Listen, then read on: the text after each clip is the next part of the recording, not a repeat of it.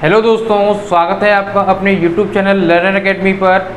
आज हम डिस्कस करेंगे बहुत ही इम्पोर्टेंट और बहुत ही जानदार क्वेश्चंस जो कि आपको रेलवे और यूपीएसआई के एग्ज़ाम जब भी होंगे आपको बहुत ही बेनिफिशियल रहने वाले हैं। ठीक है, तो चलिए स्टार्ट करते हैं आज का सेशन। तो बच्चों, आज जो हम पढ़ेंगे उसमें पहली चीज़ हम पढ़ेंगे उचित भिन्न, और सेकंड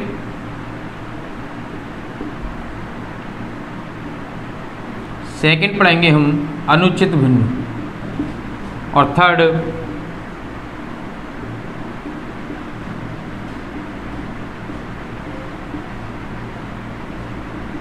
मिश्रित भिन्न। मैं आपको दोस्तों दावे के साथ बता सकता हूं कि आपने अभी तक उचित भिन्न और अनुचित भिन्न नहीं पढ़ी होगी, आप चाहे जहां भी पढ़ रहे हों। ठीक है, तो चलिए आज जानते हैं कि ये उचित भिन्न, अनुचित भिन्न और मिश्रित भिन्न क्या होती हैं। उनसे पहले मैं आपको दोस्तों भिन्न के बारे में बताना चाहूँगा। जो दोस्तों भिन्न होती है वो किसी भी चीज़ का एक पार्ट होती है। जैसे दोस्तों हमारे पास ये एक वर्ग है। इस वर्ग के दोस्तों मैंने 4 टुकड़े कर दिए। कितने टुकड़े कर दिए दोस्तों? 4। तो मैं इस वर्ग के रेस्पेक्ट में केवल और केवल इस टुकड़े की बात करूंगा। तो दोस्तों ये जो है वो वर्ग का 1/4 हिस्सा बोला जाएगा। 1/4 हिस्सा बोला जाएगा। इसमें दोस्तों हम इसको क्या बोलते हैं? भिन्न। भिन्न दोस्तों 2 चीज़ों से मिलकर बनी होती है। एक होता है अंश, एक होता है हर। ऊपर वाले को अंश बोलते हैं दोस्तों, और नीचे जो होता है उसको हम हर बोलते हैं। ठीक है, तो जी मैंने आपको बताया कि दोस्तों भिन्न क्या होती है और भिन्न के जो पार्ट्स क्या होते हैं। ऊपर वाले को अंश बोलते हैं, नीचे वाले को हर। चलिए अब चलते हैं एक एक करके उचित भिन्न, अनुचित भिन्न और मिश्रित भिन्न की ओर। चलिए आगे बढ़ते हैं।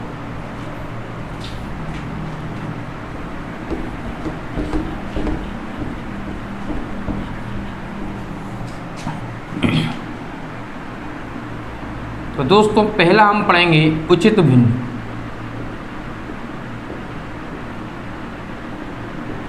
उचित भिन्न यानी कि ये दोस्तों सही मायने में जो भिन्न है उसके बारे में।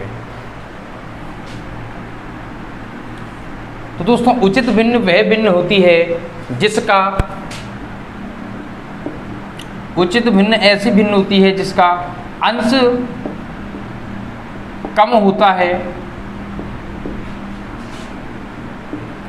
और हर ज़्यादा होता है।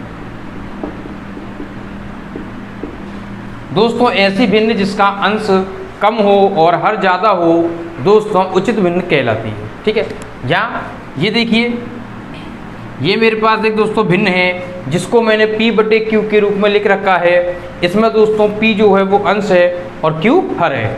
अगर ये वाली कंडीशन दोस्तों फॉलो हो रही है कि यानी P की जो वैल्यू है वो Q से कम है, दोस्तों P की जो वैल्यू है वो Q से कम है, तो हम इसको उचित भिन्न बोलेंगे। क्या बोलेंगे दोस्तों? उचित भिन्न बोलेंगे। इसके ऊपर क्वेश्चन किस प्रकार से बनता है, प्रश्न किस प्रकार से बनता है दोस्तों, चलिए जानते हैं।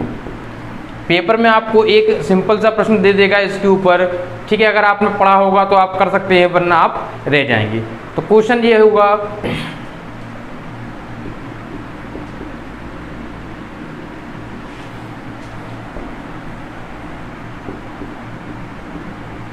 निम्न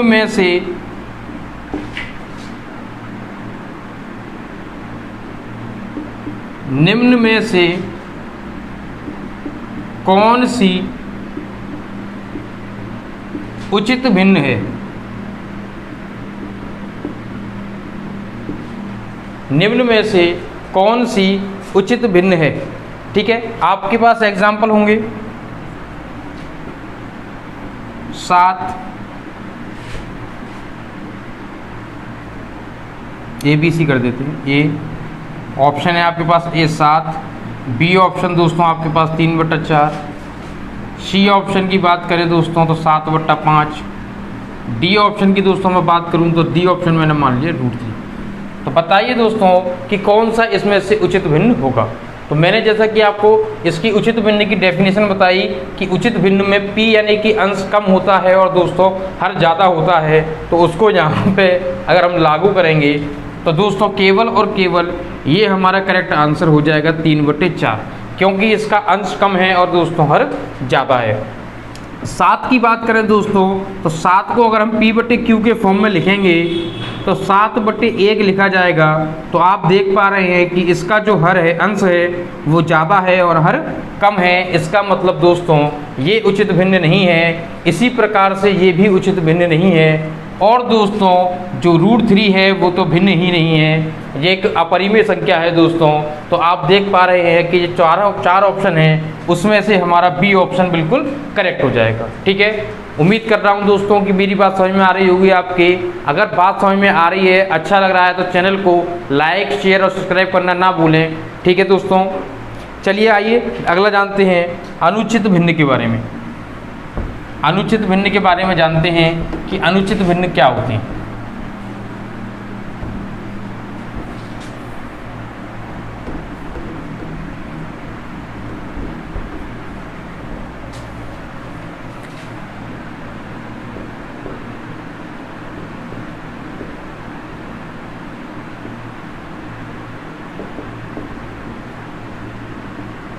अनुचित भिन्न दोस्तों, तो अनुचित भिन्न की बात करें दोस्तों तो एक ऐसी भिन्न होती है जिसका अंश ज़्यादा होता है और दोस्तों हर कम होता है। यहाँ लिख देते हैं इस बात को, इसकी जो डेफिनेशन है।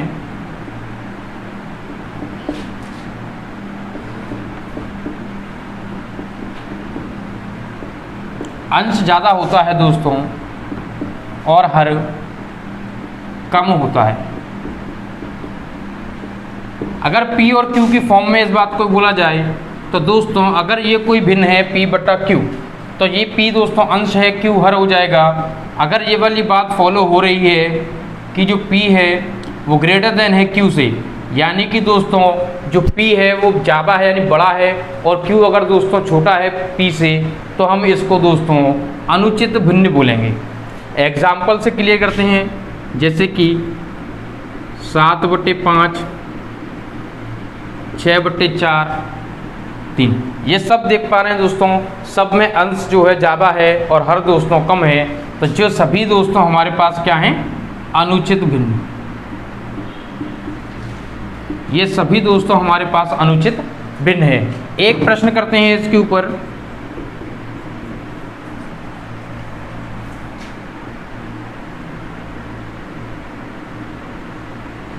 निम्न में से कौन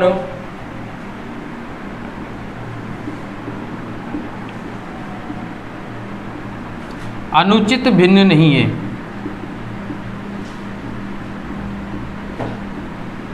अनुचित भिन्न नहीं है तो हमारे पास जो ऑप्शन होंगे दोस्तों वो हो जाएगा एक 7, बी ऑप्शन हो जाएगा हमारे पास दोस्तों 3/7, सी ऑप्शन की मैं बात करूं दोस्तों तो 7/5, डी ऑप्शन की मैं बात करूं दोस्तों तो डी ऑप्शन हमारे पास हो जाएगा 1 नहीं 2।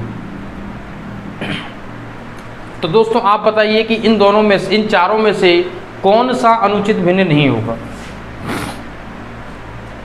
सबसे पहली बात हमें ये पता होना चाहिए दोस्तों कि अनुचित भिन्न क्या होता है, जिसका अंश ज़्यादा होता है और हर कम होता है। तो दोस्तों 7 को हम लिख सकते हैं 7/1, तो इसका अंश ज़्यादा है हर कम है दोस्तों, तो ये एक अनुचित भिन्न है। ये भी एक अनुचित भिन्न है क्योंकि अंश ज़्यादा है और हर कम है। इसके नीचे दोस्तों अगर हम 1 लगा दें तो दोस्तों ये भी क्या है, एक अनुचित भिन्न है। इसका मतलब दोस्तों ये जो ऑप्शन आपको दिखाई दे रहा है इसका अंश कम है और हर ज़्यादा है दोस्तों, तो ये अनुचित भिन्न नहीं है। ये दोस्तों अनुचित भिन्न दोस्तों अनुचित भिन्न नहीं है, क्योंकि दोस्तों ये कैसी भिन्न है, ये दोस्तों एक उचित भिन्न है जो मैंने अभी जस्ट आपको पीछे बताया था। ठीक है, चलिए और आगे बढ़ते हैं, मिश्रित भिन्न की ओर चलते हैं।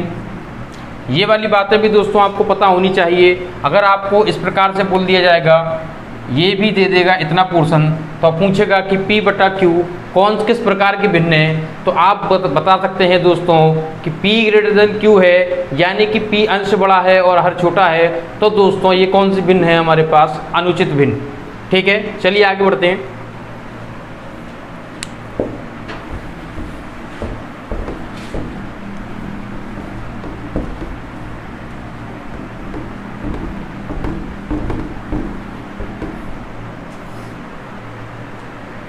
अब अगला है दोस्तों हमारे पास, ये सिंपल है, ये आपने शायद पढ़ा हो,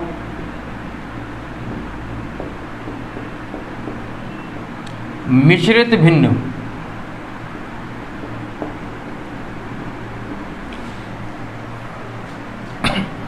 दोस्तों जो मिश्रित भिन्न होता है वो किसी भी अनुचित भिन्न के दो हिस्सों से मिलकर बनता है। इसके अंदर दो हिस्से होते हैं दोस्तों मिश्रित भिन्न में, एक पूर्णांक होता है या पूर्णांश कह सकते हैं, और दूसरा दोस्तों अपूर्णांक या अपूर्णांश। ठीक है, एग्जाम्पल से समझते हैं इसको। जैसे कि दोस्तों 7/2 लिखा हुआ है, कितना लिखा है? 7/2। तो हम दोस्तों अगर 2 का भाग 7 में देते हैं तो क्या आता है हमारे पास? 2 त्रिका 6, यानी 7/2 को दोस्तों विभाजित करेंगे तो कुछ इस प्रकार की कंडीशन आ जाएगी। और इस पूरी बात को दोस्तों हम इस प्रकार लिख सकते हैं कि 3 सही और जो नीचे वाली संख्या है वो ऊपर आ जाएगी 1/2। तो दोस्तों ये एक मिश्रित भिन्न है। इसमें ये जो 3 है दोस्तों, ये इसमें इसका पूर्णांक वाला हिस्सा है, और दोस्तों जो 1/2 है वो दोस्तों इसका अपूर्णांक वाला हिस्सा है। आप समझ पा रहे होंगे दोस्तों कि जो 3 है वो इसका पूर्णांक वाला हिस्सा है और 1/2 दोस्तों इसका अपूर्णांक वाला हिस्सा है। अगर वीडियो अच्छी लग रही हो दोस्तों तो चैनल को लाइक, शेयर और सब्सक्राइब करना ना भूलें, ताकि दोस्तों आप अपने दोस्तों को शेयर करें और उन्हें भी बताएं। ठीक है, चलिए आगे बढ़ते हैं। उम्मीद करता हूं दोस्तों कि आपको मिश्रित भिन्न समझ में आ गई हो।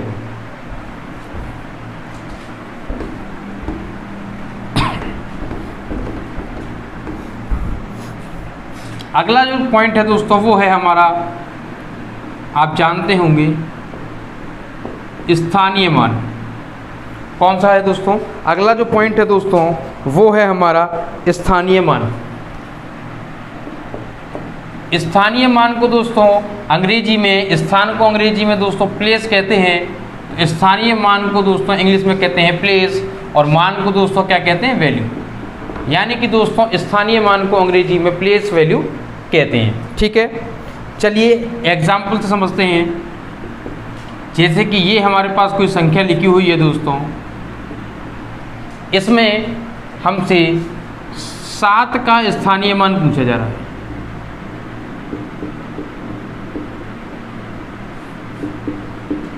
7 का स्थानीय मान पूछा जा रहा है दोस्तों। तो आप देखिए कि जो 7 है वो कहाँ पर है? ये 7 से पहले जितनी भी संख्याएं हो दोस्तों उतने ही 0 लगा देते हैं, तो वो दोस्तों उसका स्थानीय मान हो जाता है। तो आप देख पा रहे हैं दोस्तों कि यहाँ 7 से पीछे यानी इस साइड, 7 के इस साइड 2 संख्याएं हैं, तो दोस्तों 2 0 लगा देंगे तो यहाँ पे 7 का जो स्थानीय मान है दोस्तों वो 700 हो जाएगा। ठीक है, आप इस प्रकार से भी कर सकते हैं कि 7 कौन से नंबर पर है? इकाई, दहाई, सैकड़ा। तो सैकड़ा के लिए दोस्तों 100 का मल्टीप्लाई कर देंगे तो ये हमारे पास इसका स्थानीय मान आ जाएगा 700। चलिए एक और एग्जांपल लेते हैं। इसमें दोस्तों निकालते हैं, चलिए 8 का।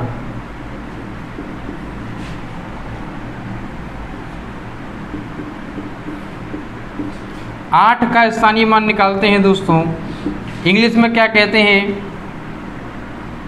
Place value. स्थानीय मान की बात करें दोस्तों तो 8 के इस साइड हमारे पास 3 संख्या है, तो केवल और केवल ये हो जाएगा 8 लिख देंगे, और 3 संख्या के लिए दोस्तों 3 0 लगा देंगे, तो 8 का जो स्थानीय मान है दोस्तों वो हमारे पास 8000 हो जाएगा। या आप यहाँ से देख सकते हैं इकाई, दहाई, सैकड़ा, हज़ार। तो हज़ार की बात हो रही है तो 8 गुणे 1000, 8 गुणे 1000 दोस्तों जो 8000 है वो दोस्तों इसका स्थानीय मान हो जाएगा। उम्मीद कर रहा हूँ दोस्तों समझ में आ रहा होगा आपको। अब चलिए नेक्स्ट एक और टॉपिक है जो समझते हैं आज का लास्ट टॉपिक है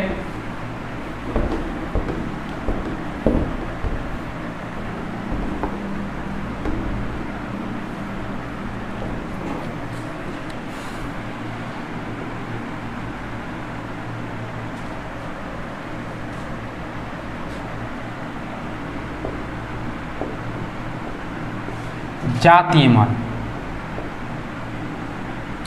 जातीय मान को दोस्तों इंग्लिश में कहते हैं फेस वैल्यू। क्या कहते हैं दोस्तों जातीय मान को इंग्लिश में? Face value. एक एग्जांपल से समझते हैं।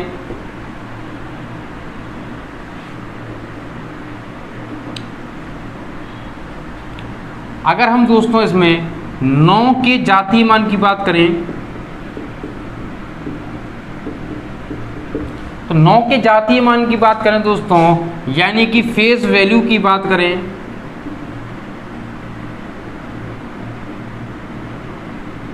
तो जो 9 का फेस है यानी कि दोस्तों 9 की जाति है, उसे हम किस प्रकार आइडेंटिफाई करेंगे दोस्तों कि ये 9 है। बात समझना, जो 9 की जाति है दोस्तों उसे किस प्रकार आइडेंटिफाई करेंगे कि ये 9 है, या सीधे शब्दों में कहा जाए कि जिस संख्या का जातीय मान पूछा जाता है वही संख्या दोस्तों उसकी जाति होती है। तो यहाँ 9 का जातीय मान पूछा जा रहा है दोस्तों, तो 9 इसका जातीय मान हो जाएगा। प्रश्न किस प्रकार बन सकता है, आइए जानते हैं। और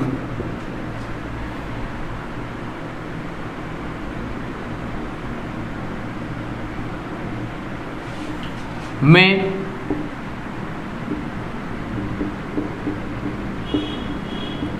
स्थानीय मान व जातीय मान का अंतर बताइए। ये हमसे दोस्तों पूछा जा सकता है। ठीक है, तो बड़ा सिंपल है दोस्तों। किसका किसका है ये नहीं लिखा मैंने दोस्तों, चलिए 6 ले लेते हैं।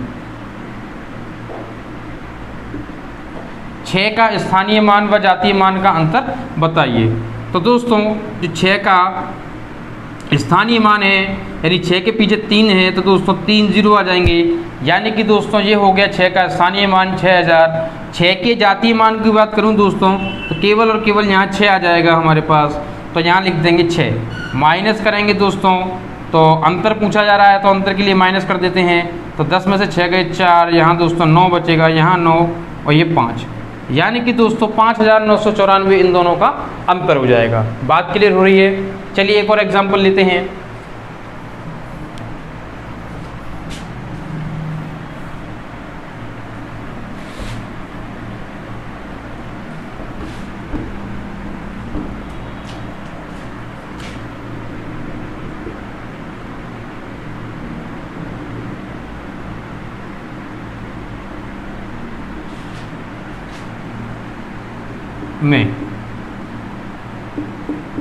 मैं इसके अंदर दोस्तों पहले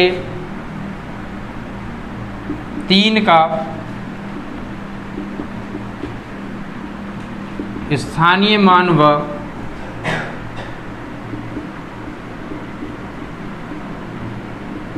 जातीय मान का अंतर बताइए।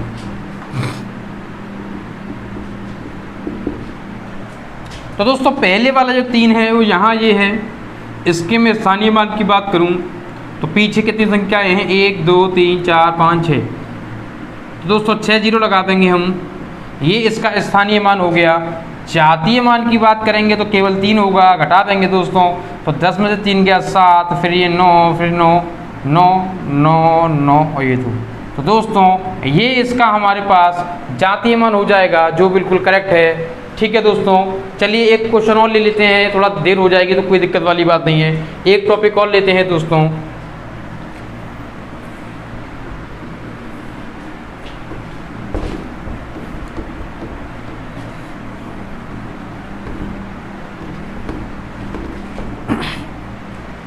टॉपिक बहुत सारे कराए जाएंगे दोस्तों। अब आपको रेगुलर वीडियो मिलना शुरू होगी, बस शर्त है कि आपको दोस्तों फालतू की बातों पर ध्यान न देते हुए केवल आपको चैनल को सब्सक्राइब करना है और बेल आइकन को दबाना है, जिससे कि दोस्तों आपको हर नई वीडियो के नोटिफिकेशन मिल सकें। चलिए शुरू करते हैं, अगला टॉपिक एक और देखते हैं। बिल्कुल दोस्तों हम बेसिक से ले जाएंगे आपको हाई लेवल तक। अगला है हमारे पास सहअभाज्य संख्या।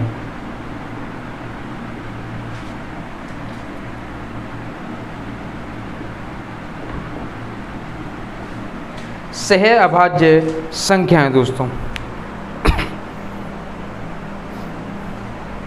सहअभाज्य संख्याएं दोस्तों की इस प्रकार से एग्जाम्पल से समझते हैं केवल और केवल, जैसे कि दोस्तों 3 और 4। एक और ले लेते हैं 16 और 21। दोस्तों सहअभाज्य संख्याएं वे संख्याएं होती हैं जिनमें सिर्फ और सिर्फ एक कॉमन आता है, यानी कि एक उभयनिष्ठ गुणनखंड के रूप में होता है, बाकी दोस्तों कोई भी उभयनिष्ठ गुणनखंड नहीं होता।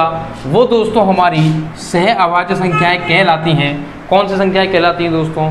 सहअभाज्य संख्याएं कहलाती हैं। ठीक है, इसके ऊपर किस प्रकार से प्रश्न बन सकता है ये देखिए। और इन सहअभाज्य संख्याओं को दोस्तों ऋण संख्याएं भी कह सकते हैं। क्या कह सकते हैं? ऋण संख्याएं भी कह सकती हैं। क्वेश्चन इस प्रकार से बनेगा, 2 ऋण संख्याओं का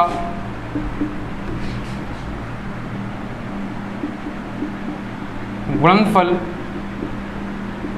77 है, यानी 77 है, तब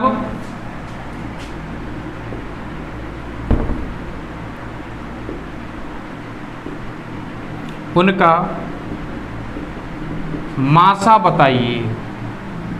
हर जगह मासा आ जाती है, राजस्थान में मासा आती है, आनंदी में मासा आ जाती है। ठीक है, इसका दोस्तों हमें 2 ऋण संख्याएं हैं जिनका मल्टीप्लिकेशन 77 है, और दोस्तों हमें इसका मासा बताना है। तो दोस्तों आपको भली बात ही पता होगा कि जो मासा होता है वो 2 संख्याओं का जो कॉमन यानी कि उभयनिष्ठ गुणनखंड होता है वही होता है।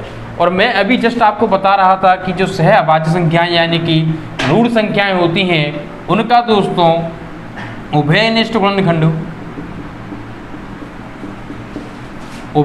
गुणनखंड दोस्तों 1 होता है। तो दोस्तों यहाँ पर जो मासा है दोस्तों, जो मासा है वो 1 हो जाएगा, क्योंकि इसने ये वाली बात बोली है ऋण संख्याएं, और ऋण संख्याओं का दोस्तों जो उभयनिष्ठ गुणनखंड होता है वो 1 होता है, इसलिए दोस्तों जो इसका मासा है वो 1 बिल्कुल करेक्ट हो जाएगा। अगर वीडियो अच्छी लगी हो दोस्तों तो चैनल को लाइक शेयर सब्सक्राइब करें। मिलेंगे नेक्स्ट वीडियो में, जब तक के लिए धन्यवाद। घर पर रहिए और सुरक्षित रहिए।